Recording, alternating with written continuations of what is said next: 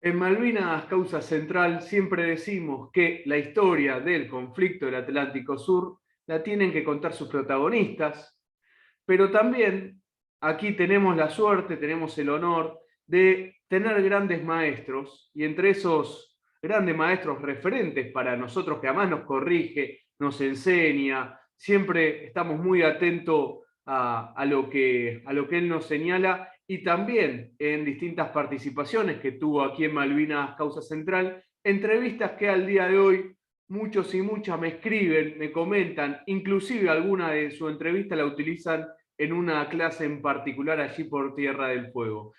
Presento al comodoro retirado, veterano de Guerra de Malvinas, amigo de la casa, Eduardo Ganeau. Eduardo, un gusto estar nuevamente en comunicación contigo. ¿Cómo estás?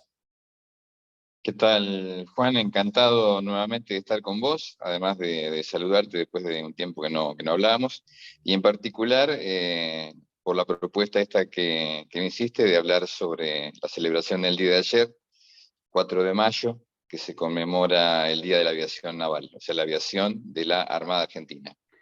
Así es, y además, Eduardo, lo ponemos en contexto. Vos fuiste, sos, eso, pues corregime porque no creo que dejes de ser porque estás retirado. Sos piloto naval, participaste, ese además era también dentro de eso tu participación en el conflicto Atlántico Sur, allí en el portaaviones Sara 25 de mayo, pero justamente 4 de mayo es el Día de la Aviación Naval.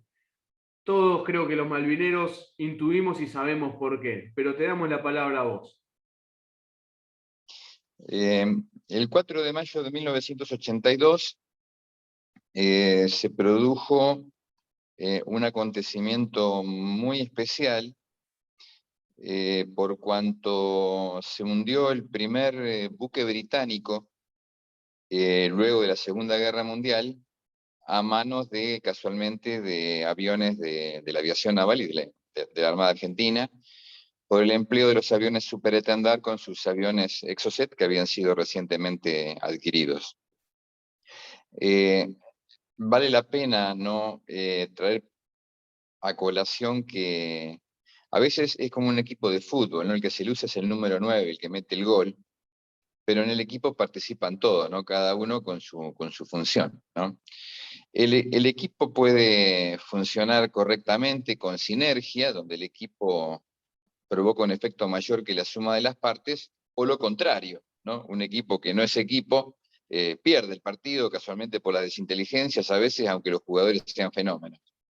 En este caso, el 4 de mayo simboliza una misión que fue trascendente por el efecto que provocó sobre los británicos, pero donde se conjugó todo el esfuerzo de aviones de exploración, los medios de búsqueda y rescate, como por ejemplo los helicópteros que siempre están predispuestos, la participación de aviones de la Fuerza Aérea brindando el apoyo de reaprovisionamiento en vuelo, y obviamente el número 9, que en ese momento fueron los aviones Superétendard con sus nuevas armas, que produjeron un efecto no previsto por los británicos que después tuvo mayores consecuencias con los futuros hundimientos, aparte de los ataques que se desarrollaban con otros medios de la Fuerza Aérea y de la aviación naval sobrevolando los propios buques. Me refiero a los otros 3 misiles Exocet que se lanzaron, aparte de los 2 que se tiraron en esta oportunidad el 4 de mayo, y que provocaron el hundimiento del buque portacontenedores Atlantic Conveyor el 25 de mayo, y el ataque al portaaviones Invencible.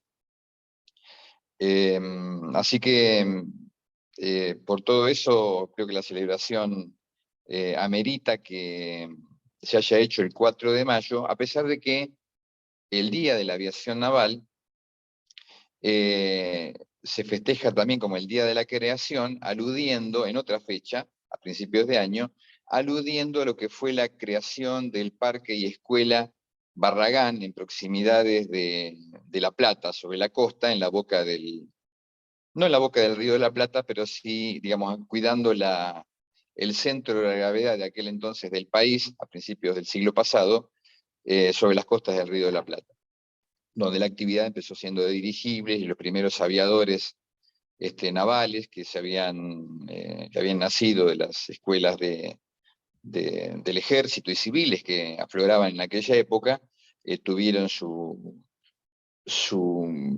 primeros vuelos, pero pensando en su empleo militar, ¿no? Y ahí recuerdo, estamos conversando con el comodoro retirado, veterano de Guerra de Malvinas, Eduardo Ganeau. Eduardo, y poniéndolo también en contexto, pensemos que hay muchos y muchas que nos están escuchando y de repente le estamos diciendo, sí, la Armada tiene su aviación, que tiene un rol muy específico y muy importante. Dentro de eso, lo que fue el ataque del 4 de mayo al Sheffield, también fue, y acaba la pregunta, se podría decir hasta una misión donde actuaron varios componentes de la aviación naval. Hay un avión que ubica un tracker, y corregime Eduardo, que ubica al Sheffield, lo sigue, pasa las coordenadas, se prepara la misión y vale el superintendente. Es decir, es el implemento de varios, o por lo menos de 2 aviones para el ataque.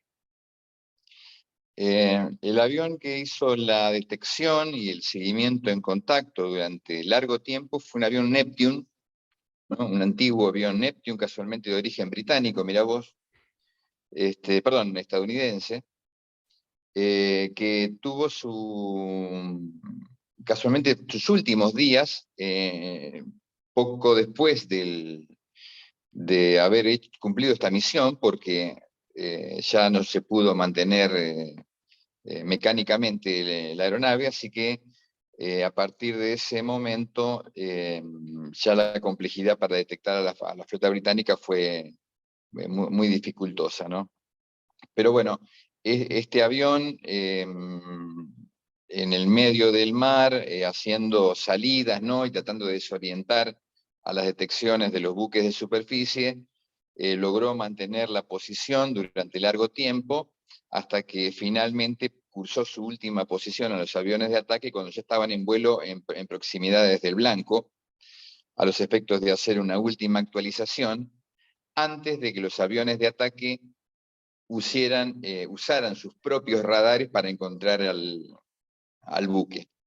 En general lo que se hace es, los aviones de exploración están, obviamente en este caso el Neptune estaba en el medio del mar, toma contacto con buques de la flota británica, pasa la información a tierra, en tierra se ordena el alistamiento de las aeronaves, hay que prepararlos, cargarle los misiles, cosa que es una actividad bastante compleja. Era la primera vez que los misiles se cargaban para ser lanzados en combate, porque una vez que se habían adquirido los aviones que habían llegado en diciembre del año anterior a la Argentina, vinieron nada más que 5 aviones y 5 misiles.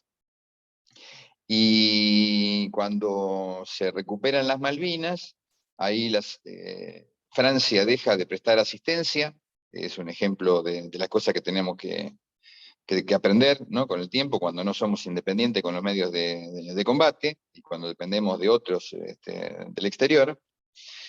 Y bueno, en la unidad, en el alistamiento de la unidad, preparándose para enfrentar a los británicos, se logró completar ese funcionamiento técnico complejo y unido que tenían que tener el misil con el avión, ¿no? Sobre todo con la parte de la computadora del misil con la computadora del avión, para que cuando el avión recibe la posición, el piloto recibe la posición y la inserta en el teclado que tiene el equipo de navegación y ataque, esa información pueda ser introducida en el misil. Al mismo tiempo, entonces el avión despega con el sistema de navegación y ataque cargado con esa posición preliminar que le manda el avión. El head-up display del avión tiene una representación gráfica que le dice en qué dirección está el blanco. Los aviones vuelan primero en altura para no consumir menos combustible, hasta que se acercan, digamos, a unos 100, 150 kilómetros del blanco, y ahí empiezan a bajar para no ser detectados por los radares de los buques. Toda esta técnica se desarrolló, fue argentina, exclusivamente argentina, practicada antes del enfrentamiento por los aviones Superetendard y los aviones A4Q de la Armada con los buques argentinos para tratar de que fuera efectiva luego con los británicos. Y en ese acercamiento que hicieron los aviones Superetendard, en la última fase ya están a ras del agua, y a una determinada posición, que es la de máximo alcance del radar, los aviones hacen una primera salida, ¿no? Emiten, teniendo siempre la referencia del avión explorador, y ahí tratan de encontrar ellos al blanco. Un poquito antes de esa acción, es que el avión explorador les transmite la última posición más precisa del buque inglés. Bueno, los aviones hicieron la salida, detectaron los contactos y fueron sobre el buque que tenía mayor señal de radar, el que se ve más grande en la pantalla. Eduardo, cuando te referís a hacer la salida es a tomar altura para Claro, captarlo en los radares, claro. ¿no? Perfecto. Tomar altura porque es como, como el horizonte del radar es como la vista, ¿no? Uno se eleva y el radar ve más lejos. Como venían a ras del agua, el alcance del radar es muy escaso. En cambio, cuando salen, ¿no? Hasta una altura que ya digamos, se calcula la altura en función del alcance que se conoce del radar. Entonces los aviones salen ya, asumiendo que a esa altura tienen un horizonte suficiente para, en función de la posición conocida del buque, hay posibilidad de encontrarlo. Encontrado el radar tiene es un joystick con una representación gráfica que se la mueve con un bastón, se lleva la representación gráfica sobre el blanco, y se hace una especie de disparo con un gatillo, y el radar ahí cambia el funcionamiento de un barrido de búsqueda a un barrido cónico que le permite con la emisión electromagnética engancharse sobre el blanco. A partir de ahí la antena del radar ya está apuntada directamente al blanco. Y ahí, en ese preciso momento, la posición en forma continua es transmitida al misil. Así que cuando se llega a la distancia máxima de alcance del misil que se conoce, una vez adentro del alcance máximo del misil, ya se puede hacer el lanzamiento, que fue lo que se hizo. Ese ataque fue el primero de esa forma en la historia, contra un buque, y obviamente contra un buque británico, y que fue completamente letal. Hay alguna discusión sobre si pegaron los dos misiles o pegó uno solo, si explotó uno solo, ¿no? Ese misil se ha comprobado que tiene una alta probabilidad de impacto y de funcionamiento, ¿no? O sea, son varias las probabilidades que participan en el lanzamiento de un arma. Bueno, este misil ya había sido probado en combate en unidades de superficie porque existe una versión, la más conocida, que es de lanzamiento de buques, ¿no? Una versión más evolucionada es la que los llevó a instalarlos en los aviones. En este caso, el funcionamiento fue efectivo, se lanzaron, cada avión llevaba un misil, los dos aviones lanzaron su misil, bueno, y por lo menos uno impactó y explotó dentro del buque, generando un incendio incontrolable. Provocó varias muertes a bordo, el buque no se hundió inmediatamente, pretendieron remolcarlo para salvarlo, pero durante el remolque, no sé si 1 o 2 días después, terminó hundiéndose. Ese buque, vale resaltar que ese buque, el destructor HMS Her Majesty's Ship Sheffield, era una estrella de la flota británica, era un buque Fórmula 1, ¿no? De la misma línea de los dos que habíamos comprado nosotros hacía poco al Reino Unido, el Hércules y el Santísima Trinidad. Y Eduardo, ahí queda esa duda, porque recordemos que los ingleses tienen en secreto lo que es Malvinas por 90 años, cada tanto sacan algún documento y muestran alguna información, pero inclusive puede quedar abierto, ¿por qué no la pregunta si el segundo misil impactó en algún otro buque o si impactaron los dos en el Sheffield? Sí, sí. No obstante, imaginemos que no hubiera pegado. Estaba dentro de las digamos, de lo normal, porque imagínate, se dice que el misil tiene una probabilidad de 0,9 de impactar en forma genérica, ¿no? Cuando uno lanza dos misiles, cada uno con 0,9, la probabilidad de que ambos peguen es 0,9 por 0,9, ya baja a 0,8, de que ambos peguen. O sea que hay un 20% de probabilidades de que no peguen los dos. Bueno, jugar que uno no pegó dentro de ese 20% de probabilidades, bueno, es razonable. Así que lo importante es que al tirar los dos misiles con 0,9 de probabilidad, la probabilidad de que por lo menos uno pegue asciende al 95 o más por ciento. ¿Entendés? Entonces, tirando los dos te aseguras de que por lo menos uno pegue. Por eso se tiran dos.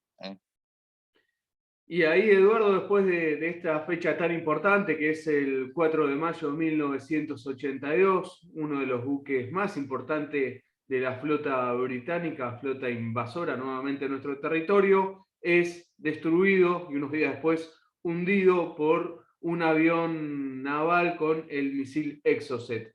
¿Desde cuándo es el día de la aviación naval? ¿Cuándo se impulsó esto? En 1983, la aviación naval propuso a la Armada que se instaure este día en reconocimiento de esa operación que logró un efecto, diríamos, de nivel estratégico, podríamos decir, ¿no? O sea, logró influenciar en la mente británica, a tal punto que llevó a demorar, por ejemplo, el desembarco británico porque los obligó a alejarse hacia el este.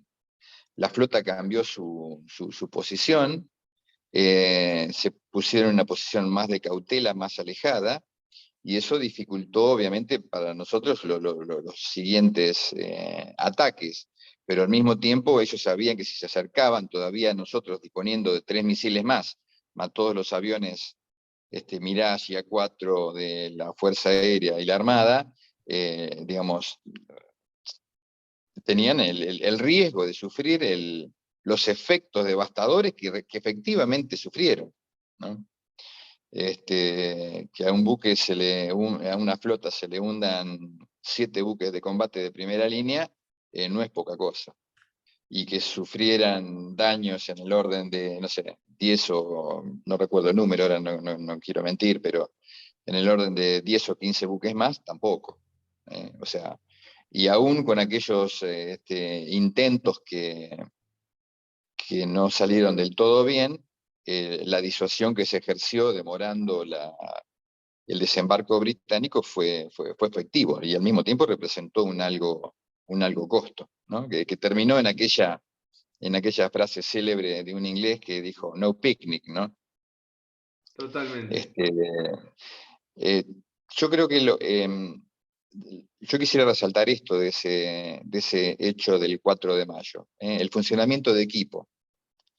Hubo imprecisiones, hubo cosas que mejorar, hubo sinergia que lograr y que de hecho hemos aprendido, ¿no? Por ejemplo, en el funcionamiento interfuerza. Pero a pesar de todo, fíjate, en esa misión del 4 de mayo hubo un reaprovisionamiento en vuelo con la Fuerza Aérea Argentina. Entonces, estuvimos en las malas juntos, estuvimos apoyándonos juntos, ¿no? Vale recordar, por ejemplo, la acción eh, del aviso alférez Sobral, tratando de rescatar a pilotos de un avión Canberra en el medio del Atlántico Sur. Acción en la cual fue después atacado por un helicóptero Sea-Lynx con misiles y que quedó completamente perdido en el medio del mar hasta que lograron orientarse y volver prácticamente sin el puente de señales hasta tierra. Así que fíjate, esa fue una acción conjunta, ¿no? de búsqueda y rescate. También hubo conjuntés dentro de lo que fue la recuperación de los náufragos del crucero Belgrano. Todos estuvimos en esa tragedia que nos llevó a ponerla, digamos, a entender que estábamos en guerra.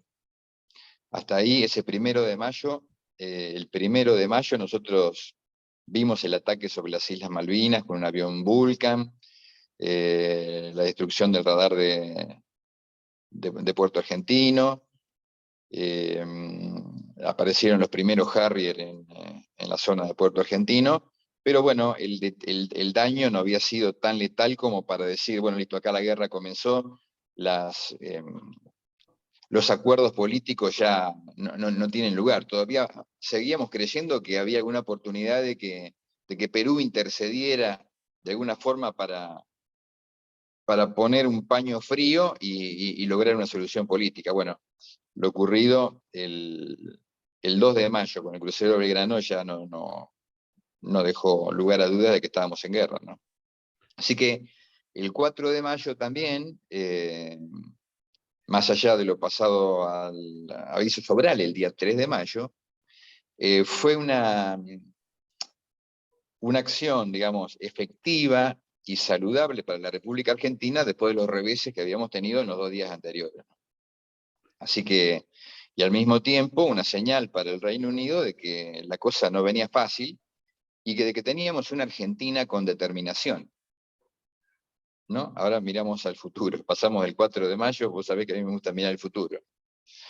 O sea, un presente sin pasado, sin recordar el 4 de mayo, no tiene sentido. Cuando celebramos el aniversario del 4 de mayo, además de la efectividad de la acción, del espíritu de equipo que hubo en el pasado, nos tiene que...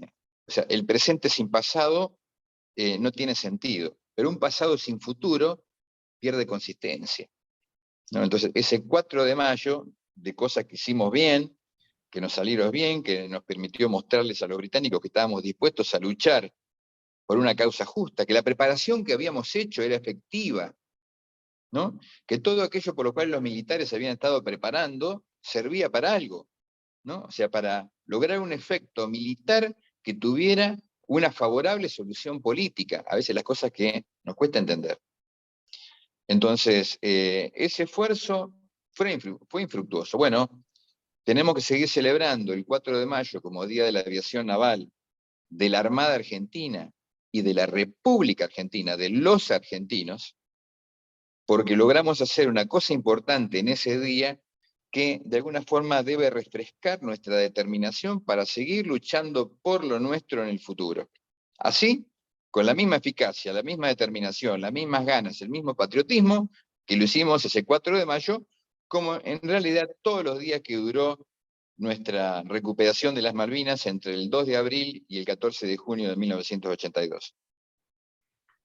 Esto que señalás es fundamental. Recuerdo, estamos conversando con el Comodoro retirado, veterano de Guerra de Malvinas, Eduardo Ganeau, y sobre todo pensar el futuro, que además hemos conversado contigo sobre la importancia del mar, de las Fuerzas Armadas, en más de una oportunidad, pero también poner en contexto eso. A veces las fechas pasan muy rápido, sobre todo para algunos que no están tan en tema de Malvinas. 1 de mayo comienzan los combates en Malvinas, unos días antes en Georgia, pero el 1 en Malvinas, el 2 el hundimiento del crucero Vara General Belgrano, el 3 el ataque al aviso Vara Alfredo Sobral, y creo que ahí también habrá, después de estos dos golpes, para la Argentina y para la Armada en particular, habrá, no sé si la palabra es revancha, Eduardo, pero ese 4 de mayo para la Armada habrá tenido un sabor especial, ¿no? Me parece que después de 2 días tan duros de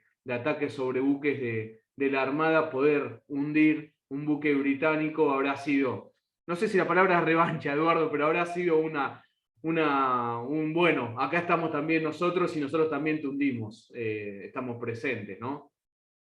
Vos sabés que el 4 de mayo, obviamente el regreso del vuelo, cuando se supo lo que había pasado al destructor Sheffield, fue una celebración, yo creo que de todos los argentinos, porque inclusive salió por el tipo de acaecimiento, por esa revolución tecnológica que demostraba ese ataque, ¿no? con esa modalidad, con ese armamento, salió prácticamente en todos los diarios del mundo, ¿no? Sobre todo aquellos relacionados con política y con defensa. no fue algo intrascendente.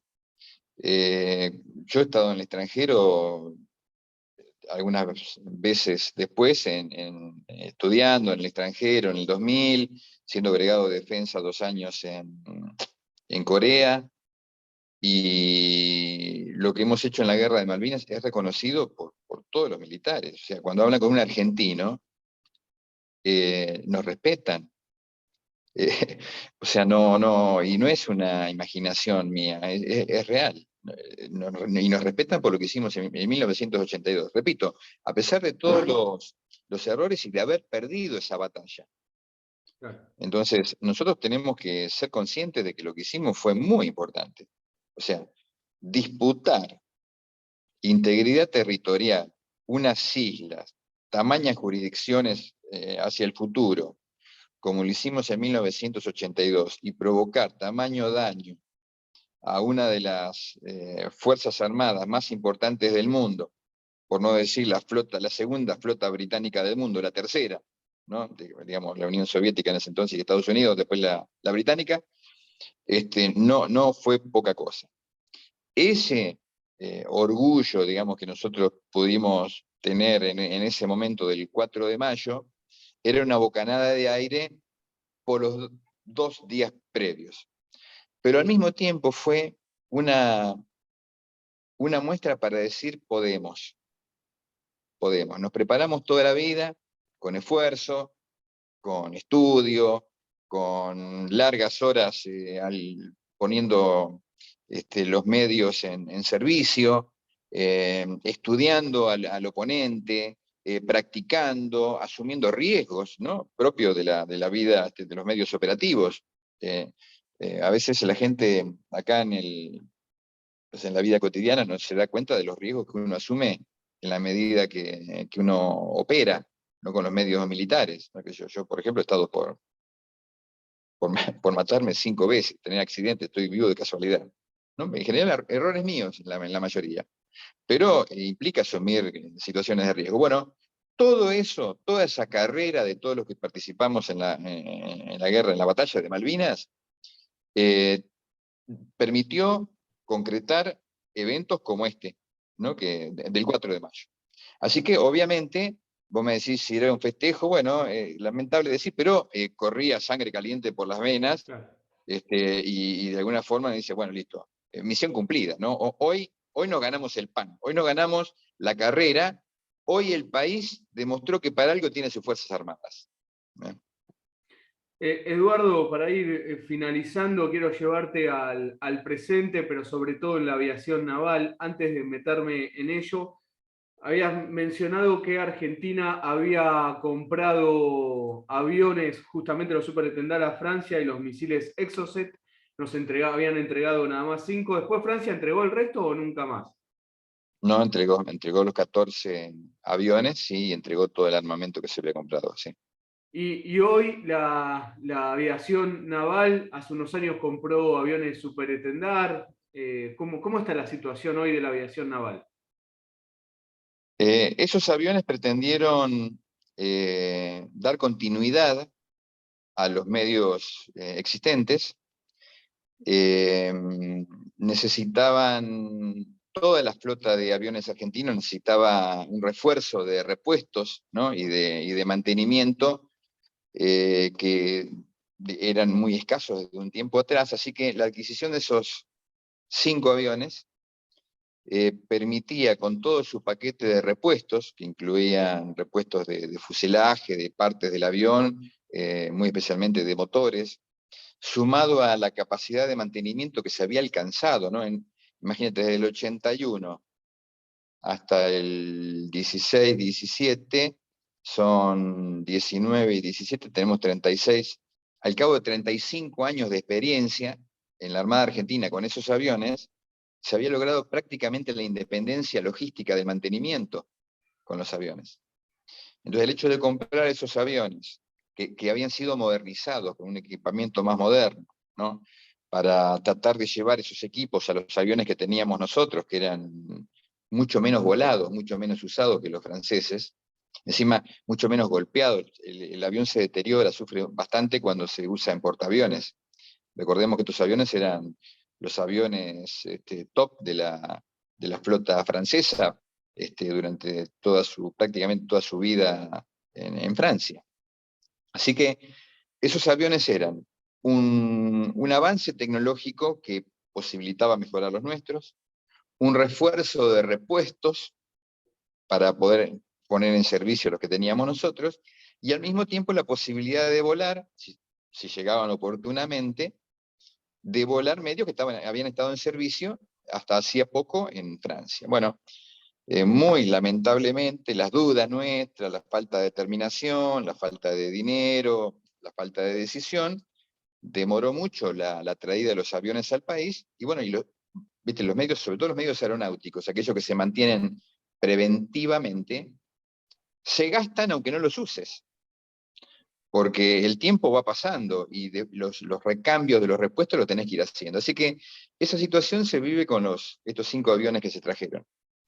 De los aviones, por más que no se haya puesto el dinero necesario para terminar de completar las cosas que se fueron venciendo, producto de los atrasos que tuvimos en la traída al país, los aviones, ¿viste? Se siguen trabajando, se siguen queriendo poner en servicio, pero en la medida que el dinero no se complete en la medida de lo necesario, lamentablemente no se los puede volar. O sea, tenemos aviones, tenemos pilotos, tenemos los repuestos, tenemos el personal que con dedicación y con determinación lo pueden terminar de poner en servicio. Ahora, gratis, no, ¿viste? No funciona así.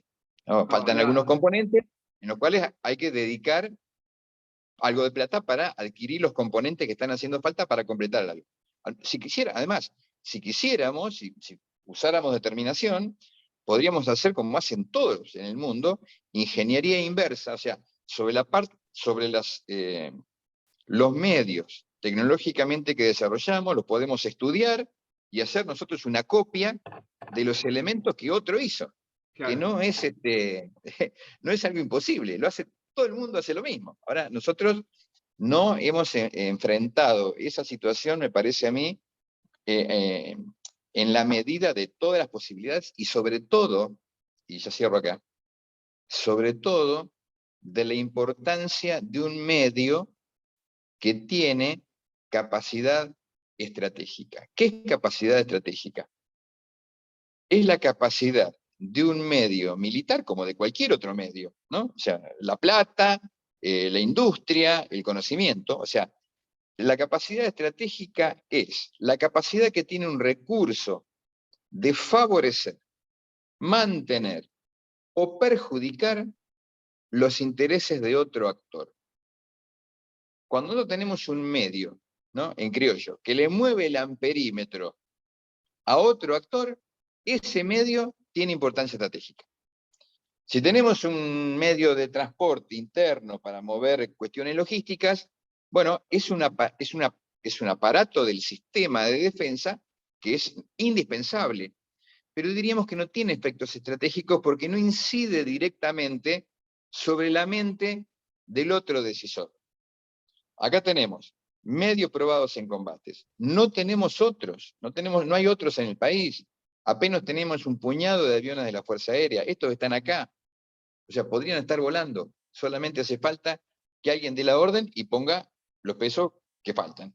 Eso es en especial ahí la decisión política, por eso tenemos que hablar de estos temas, ponerlo en discusión para que después haya decisión de toda la política para poder revertir esta situación.